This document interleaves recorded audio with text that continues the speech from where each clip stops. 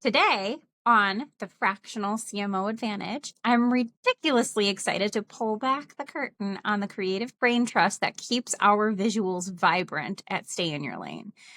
Joining us is Rocio Spaciuk, our lead graphic designer, freshly graduated from Universidad del Belgrano, and already a force of nature in brand identity and visual storytelling.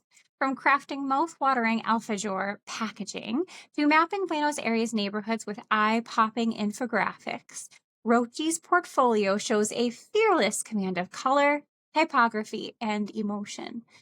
Rocio doesn't just make things pretty. She engineers experiences, distilling big ideas into clean, scroll-stopping graphics that translate across ads, pitch decks, and social feeds. Her designs have helped shape the visual DNA of every project we touch, and the energy she brings to our seed stage clients rivals the buzz of a Series C launch. Off the clock, you'll find her absorbing street art palettes around Buenos Aires, diving into Swiss typography theory, or experimenting with motion graphics to keep our brand assets breathing. Her secret power? An uncanny ability to spot the one pixel that's sabotaging harmony and fix it before you've even noticed. So grab your sketchbooks, or at least your curiosity, because you're about to get a masterclass in turning blank canvases into brand anthems. Rocio, welcome to the show.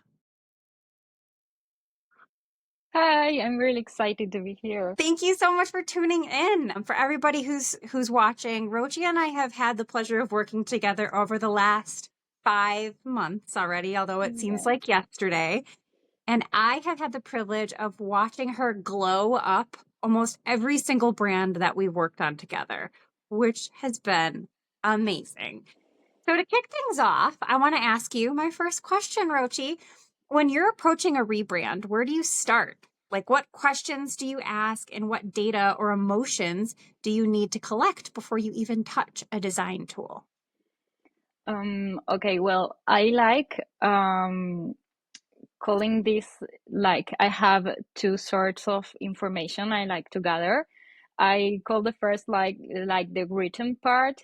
It's the part that includes things like which one is the brand mission, which one is their vision, which ones are their goals for the future, and maybe even who their target audience is. And then on the second part, it's like the most abstract and creative part that includes how the brand would like people to see them. And this is like the more visual part. Maybe I like creating with a client a mood board or a vision board that represents how they will be seen in the future when their brand is created. I love a good mood board. One of those things that I've been taught as an entrepreneur or a growing career specialist is to vision board everything. And I feel like there's so much that you can encapsulate in a mood board. How is your strategy like for that? Do you usually use specific tools? Where do you grab your inspiration from? Well, I like looking for inspiration everywhere. Maybe it can be like one of your competitors and see what they look like and what they are doing. And maybe it can be like any other sort of brand that has your same values, and maybe not even any of that, but just pictures on the web, on websites, or on Pinterest that kind of like shows the vibe you want to have on your brand. I know you just went through one practice with our updated website, and it was so cool to see the collage of creative ideas. And they don't always connect or overlap in any way. Sometimes they're just complementary, which is cool too. So, in terms of making things blend together in a harmonious brand or design, what common mistakes do you see businesses making with branding, especially when they try to do it themselves or rely on templates like in Canva?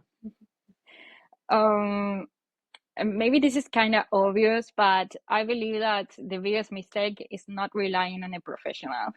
It's like maybe relying on a designer, not even a designer, someone that has a little of experience on designs, because when we make a design, it's not just about style and just about making it look pretty.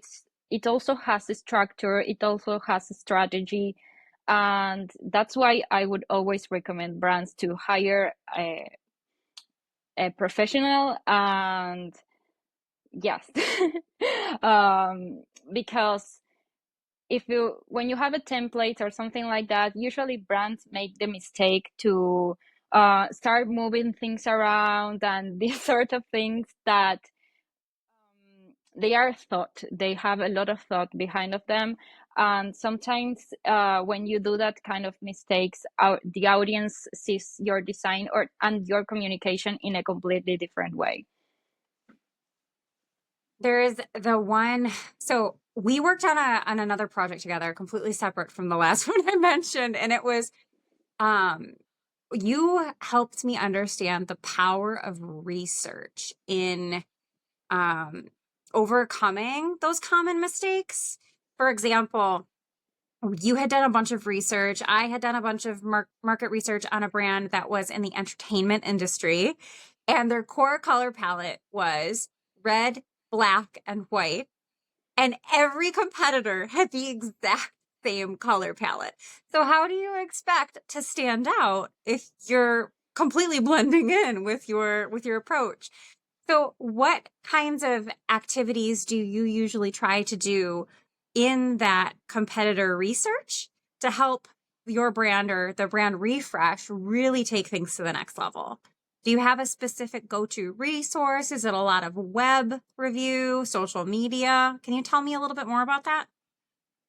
Well, in these cases, it's when you're looking for at your competitor, it's really important to see what you want to do similar, but how you're going to differentiate yourself.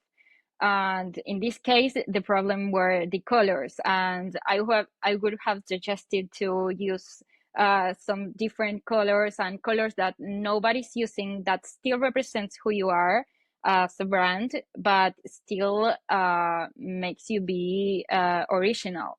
And for this sort of things, I just go back to the investigation and to the visual part I talked in the first question, and I just look for inspiration and in similar brands or in completely different ones, and see how they are using their colors and their elements, and just try to create like a visual vision on of how it will look in the future, and what can we make that makes the brand look different from the others. Tell me a little bit more about in the research what like market research has to play, like your audience, right? When you think of consumer psychology and how that reflects in your brand and your visual assets, that was another thing that we explored with that project. And because it was a younger market, right, we really wanted to build vibrance, like activity, energy, structure into the brand. Can you share a little bit more about how you research the market itself, whether that's through surveys or public research through deep research on Perplexity or an AI tool, and then how you explore breathing that into a design? Well, it's really important. I think one of the most important things in a brand is to know your audience, to know what they want to hear, and how you can communicate with this target you're searching, right? And what? Sorry, I got stuck. You're fine. um, I lost my word. Okay.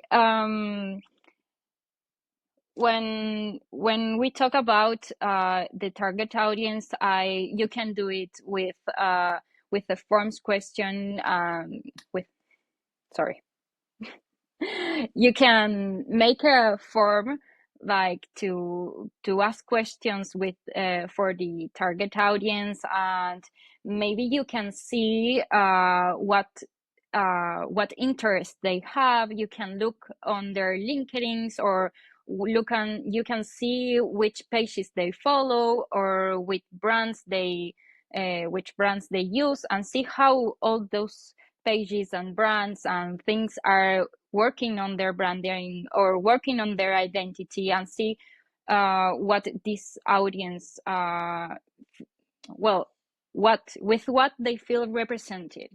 And in this case, in this brand you are talking about, it was like a really young audience, and it was really important to see maybe they are in this sort of experience that the brand was making, they are looking for something to that represents energy, and that it's vibrant, and that, I don't know, they wanted to feel excited when they saw this branding. So you have to represent those feelings with your colors, with your elements, with your logo, with everything.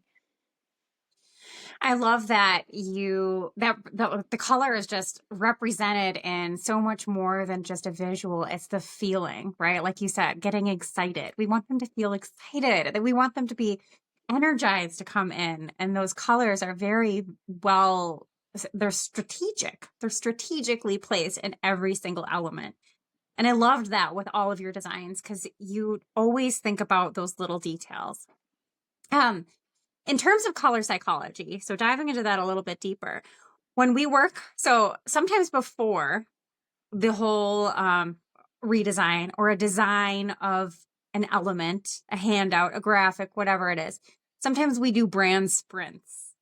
Can you share a little bit more about a brand sprint is, or the foundational lab, and how we use those foundational labs to really breathe understanding into the graphic side of things? Mhm.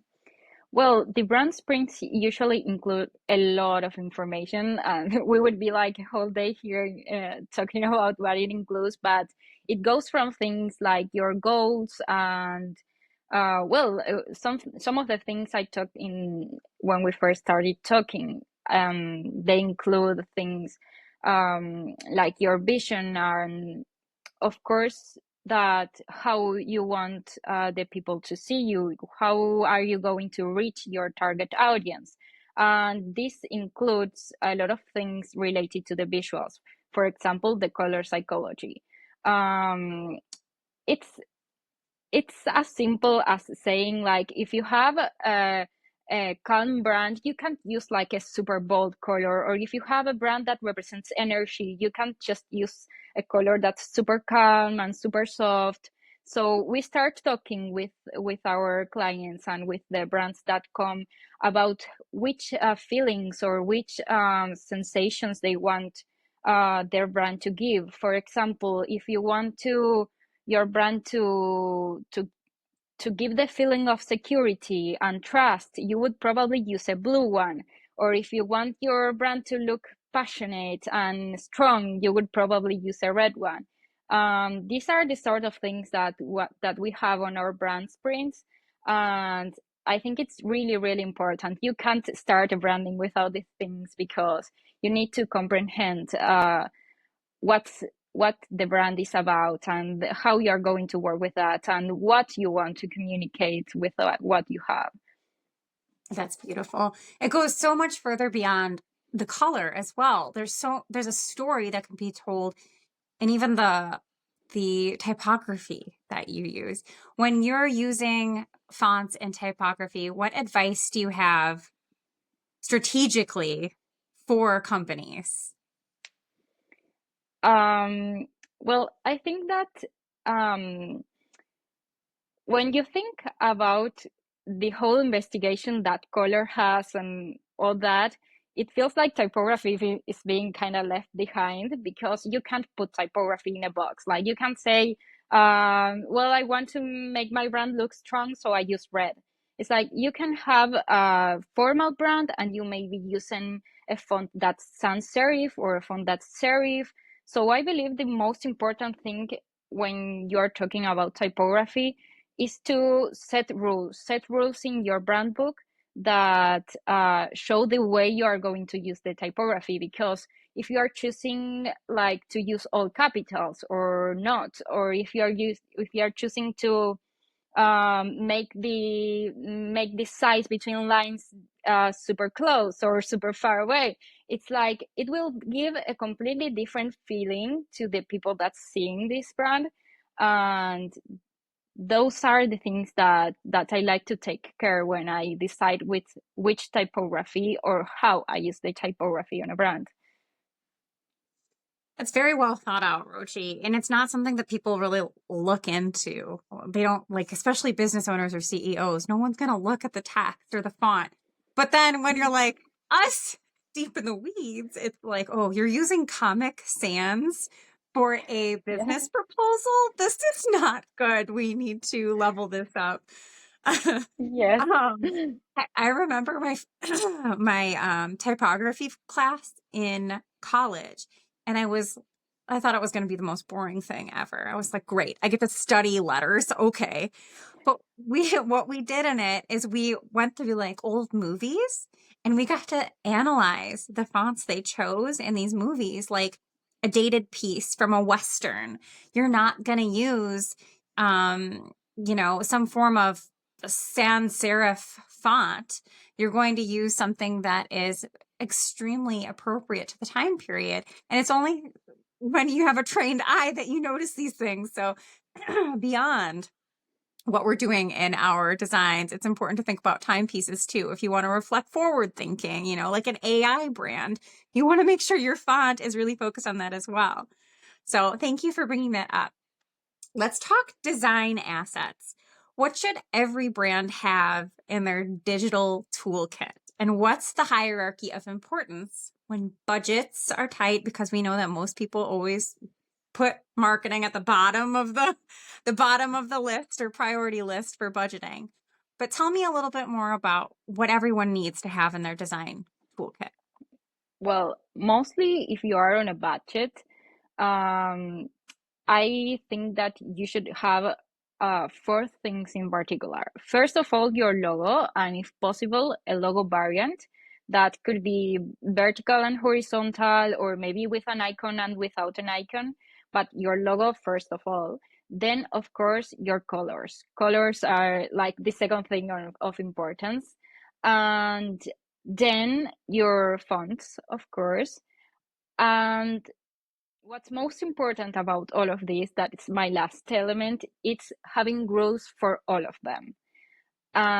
This is because if you have, you can have certain colors and certain fonts, but if you use it in, you can use them in 10 different ways and you will have 10 different brands, literally. So it's really important to have rules on your brand book to show how you're going to use them. And it's really important to have like some graphic style examples, um, because that way you can show if another designer comes later, um, how to keep the brand consistency. Genius. I I remember that I was working for a company, and one of the first things they sent me when I came on board was a brand guidelines. And I was like, wow, this is very forward thinking of you to equip every new hire with a brand guidelines. Well, it's really important, right? Your brand is it's your culture. I mean, there's so much about your brand that explores things, takes things further, and it breathes really life into all throughout the business, not just the way that you appear on social media. Okay. When building your brand guidelines for businesses that might not know, what are a couple things that often go overlooked in the brand guidelines? We talked about colors, we talked about typography, but what else can you think of that should be in a brand guidelines that some businesses like completely forget about? Um, I like including things that we investigate beforehand, like in our brand sprints. I like including things like who your target audience is, which one is your voice, because there are 100 different ways you can speak, and your voice also depends on your target audience. This is really important, and brands usually forget about it.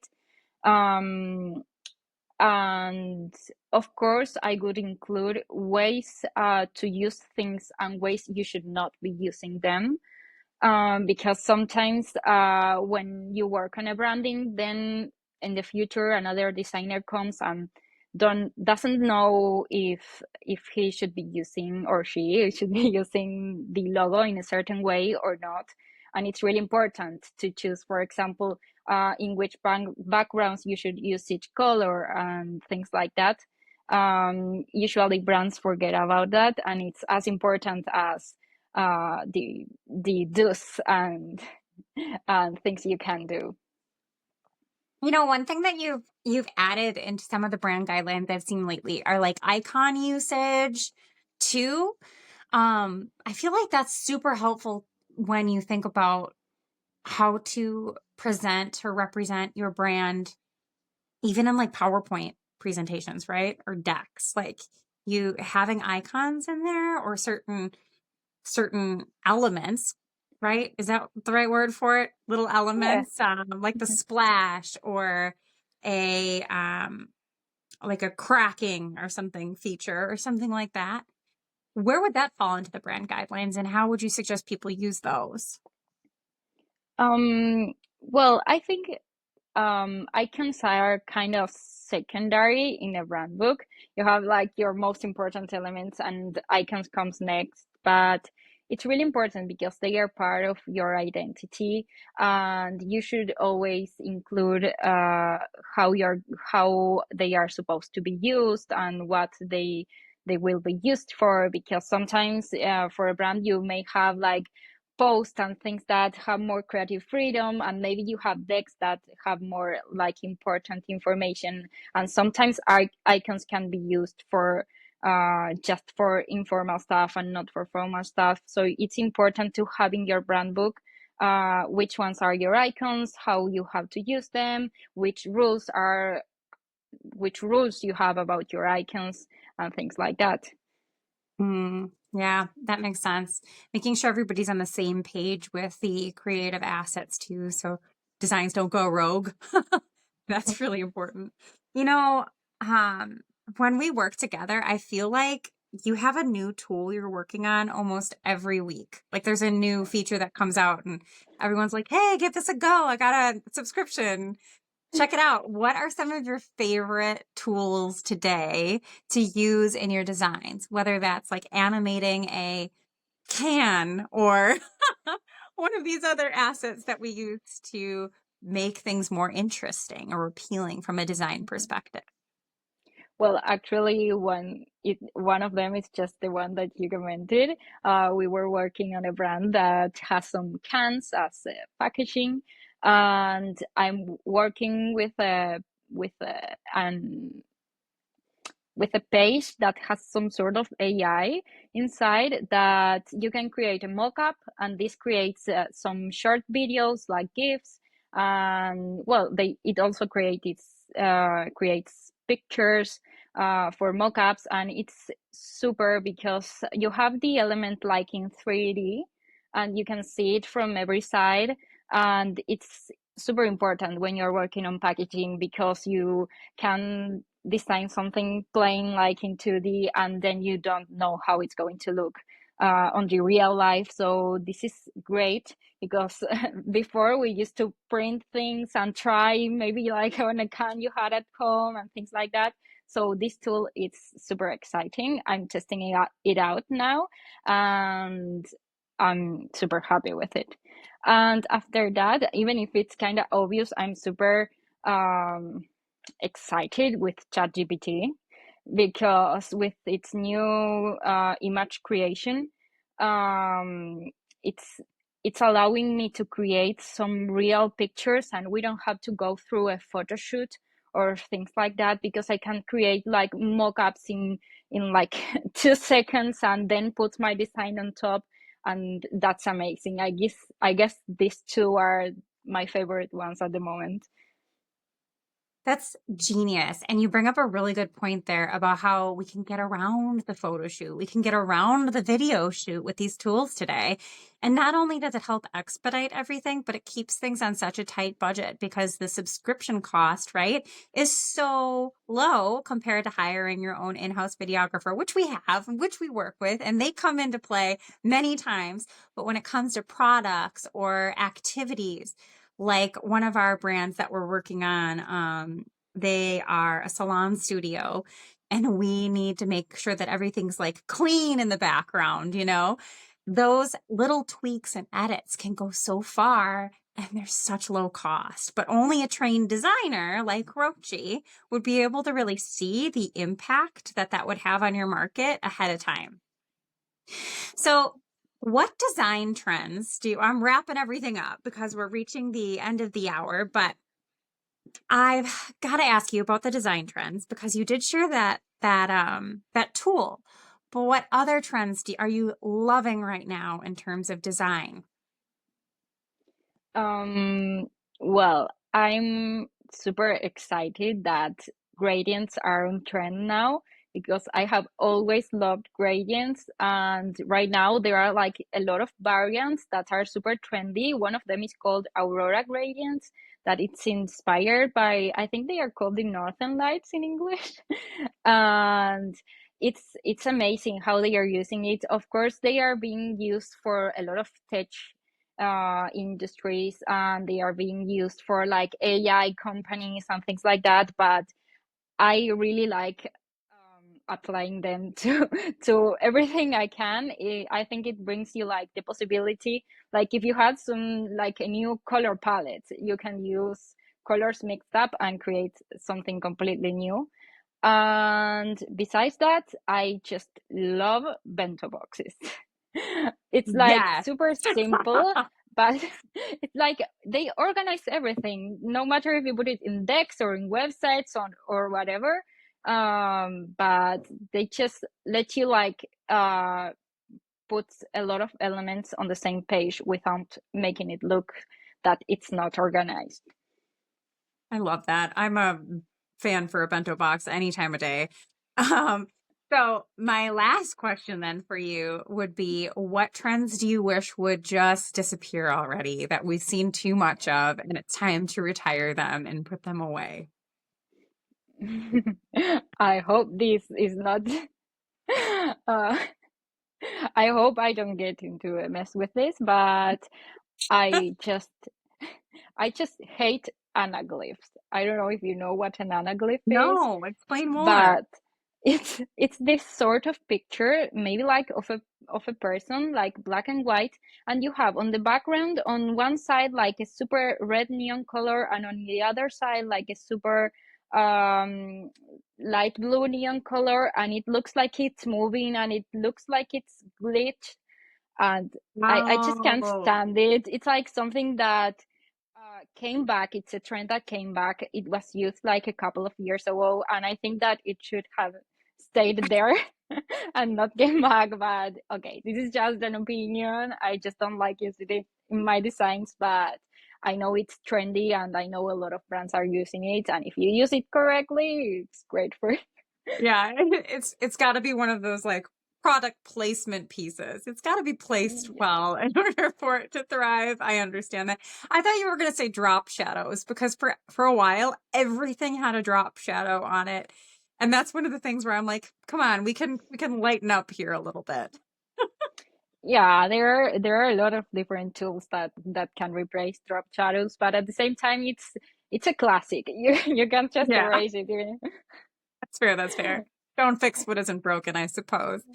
Well, Yeah. Vochi, this is awesome to have you on. Thank you so much for taking time out of your day and away from your busy design projects to chat about all the design trends, to invest in a designer, especially if you're serious about your brand and about the future of your business, because your brand is what's really going to outshine and catch on before anything else does. So thank you. Well, thank you so much for having me. It was an amazing experience, and I hope I can come back in the future. Yes, yes, would love to have you. We'll definitely chat more.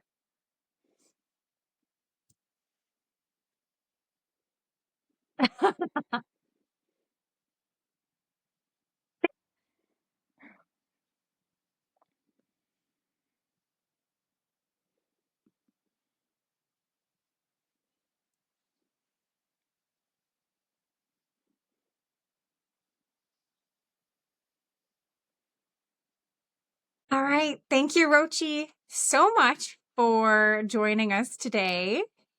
If anyone wants to get in touch with Rochi, you can reach her on LinkedIn or learn more at stayinyourlaneco.com.